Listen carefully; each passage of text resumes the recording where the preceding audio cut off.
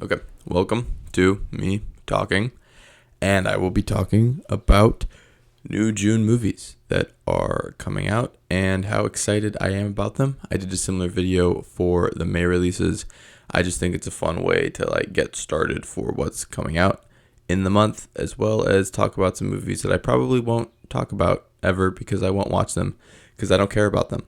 So let's just get right into it. Speaking of movies I don't really care about, the only major release coming out on June 6th is Ballerina, which is the new spin-off of John Wick that stars Ana de Armas.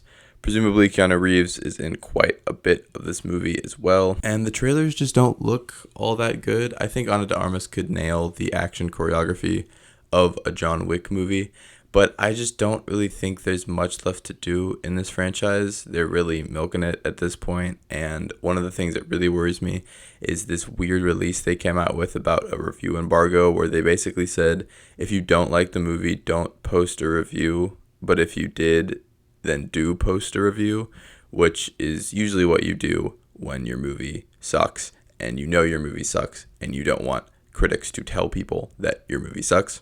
I'll probably watch it just, for the good action choreography, but I'm really not all that excited, and I don't really even know what the plot is at this point. I'm going to give it an excitement rating out of 10, and I will give it a 5, I guess.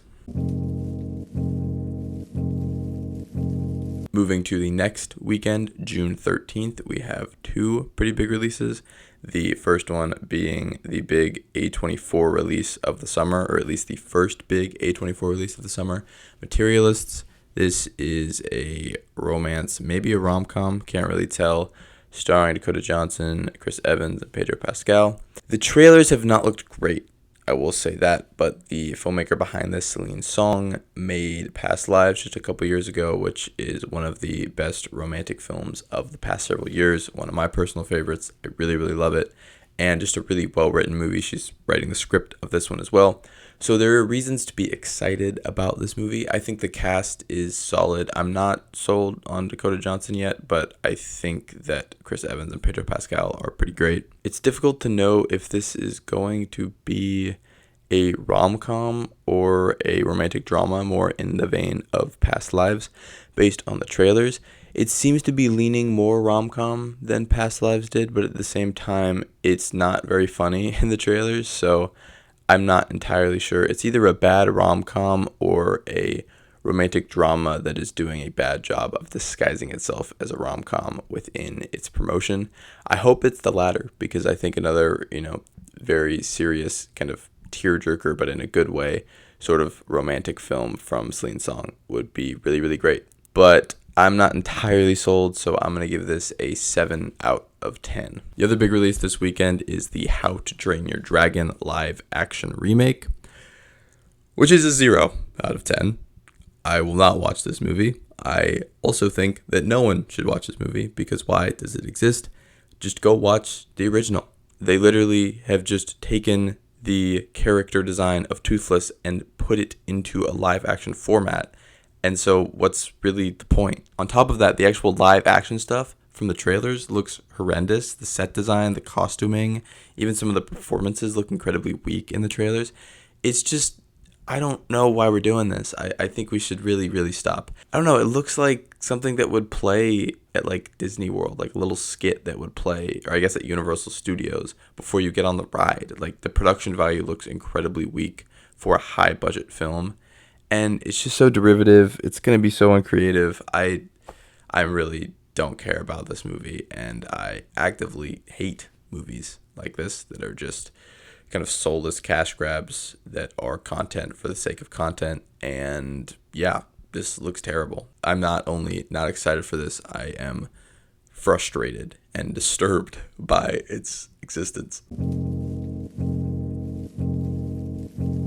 Then we have the June 20th weekend where two more releases are coming out. The first one being the new Pixar film, Elio. I have not seen the trailers for this movie because I want to go in blind. I will be watching this movie because I like Pixar. I've always loved Pixar. But from what I've seen for the trailers, the animation style looks like what Pixar has been doing for a decade now. For a studio that was known for like revolutionizing 3D animation, they have gotten pretty unoriginal and uncreative with their animation in the past few years. And I don't know, the past several original Pixar films have not really been that great. The last one that I think has been truly great is Soul, maybe even Coco. Elemental and Luca and Turning Red are all really not that great. Inside Out 2 was pretty good, and that gives me a little bit of hope that Pixar is on the right path. But the main reason I am less excited and more anxious for this movie is that if this movie does not do well, it will lead to Pixar just churning out more and more sequels, which they have already started to greenlight. And it looks like it's not going to do very great. I've heard no excitement about it. It seems like it's going to be dead on arrival. No one is talking about this movie.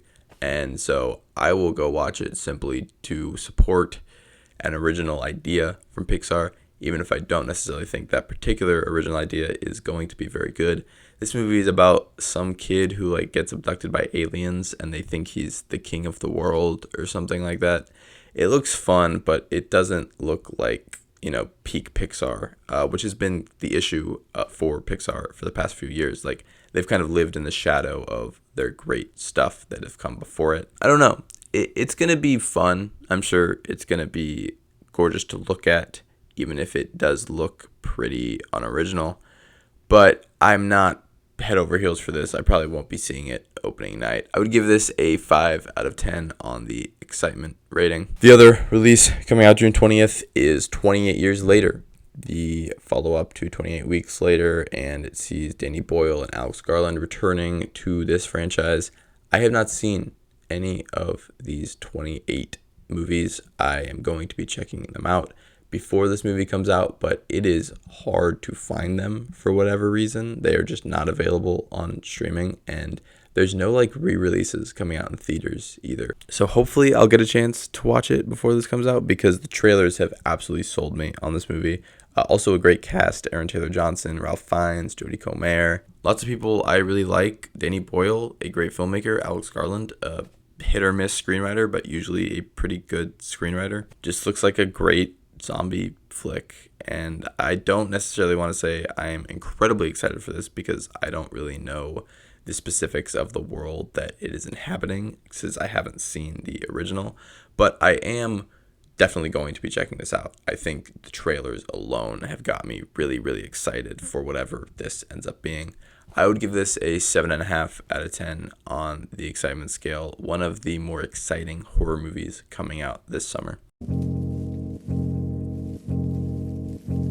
The final weekend of June has 3 releases that I am excited about. The first one being Sorry Baby, which is a A24 film that is directed, written, and starring someone whose name I forgot. Also stars Naomi Ackie and Lucas Hedges. I would love to see Lucas Hedges come back. There was this great moment in like late 2010s where Lucas Hedges was just in everything, and he was awesome, and I don't really know what happened to him, but hopefully this will be like a comeback performance for him. I think this is played at a few festivals and has gotten some pretty great reviews. It is also produced by Barry Jenkins, who has produced some really great movies. After Sun in particular stands out. The trailer looks like just a tender dramedy that looks like it'll be a really beautiful movie. Kind of reminds me of Sing Sing in a sense, not in like plot-wise or even tonally, but like this is a movie that has gotten a lot of acclaim and a lot of praise that A24 is just sort of dumping in the middle of summer blockbusters for whatever reason.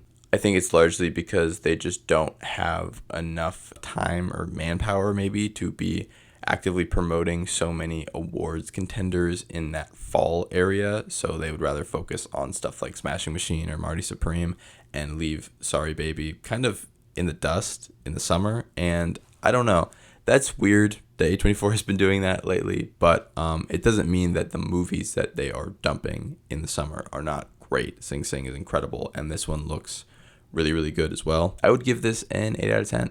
Quite excited for it. Next one we have is Megan 2.0, the sequel to Megan, which I kind of liked a little bit. It was stupid, but it was really fun.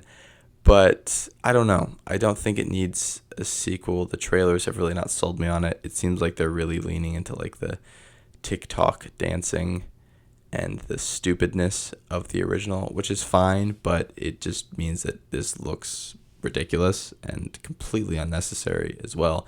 They're doing like this Terminator 2 thing where Megan is the good guy now, and I don't know. I don't know what we're doing here. I don't know why this exists.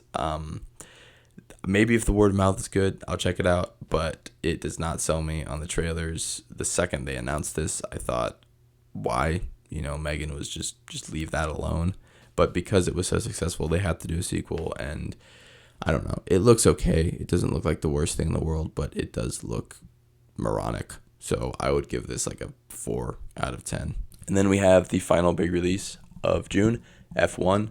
This is the new Joseph Kosinski movie, his follow-up to Top Gun Maverick, and it stars Brad Pitt, Damson Idris, Javier Bardem, Kerry Condon. Lots of people I like. I don't really care about racing, but I think it looks cool, obviously.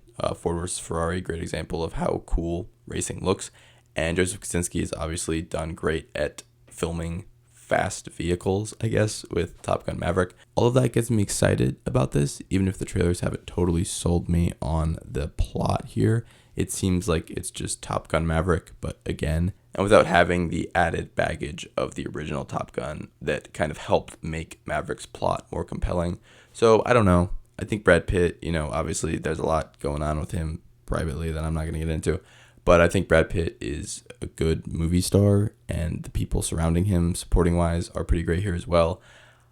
I don't know. I think the racing scenes are going to be great. I don't know if this is going to be a particularly good movie or like a narratively compelling movie, but I think that it's going to look great visually. So I would give this like a 6.5 out of 10. I'm going to watch it, but I think it's just going to be like okay. And that's it, actually. So June, kind of a surprisingly dry month. May had a lot more going on, and July will have a lot of releases. I'm surprised that some of those big blockbuster films were not pushed forwards to June, because July is like overcrowded and June doesn't seem that crowded at all. It seems pretty empty. So I don't know. This is going to be a interesting month for sure. And I would say the movies I'm most excited about, just looking at my list, would be Sorry Baby, 28 Years Later, and Materialists. And honestly, besides that, the only other one I'm really, truly excited for would probably be Elio. Let me know if you want to watch any of these or what. And that's all I got.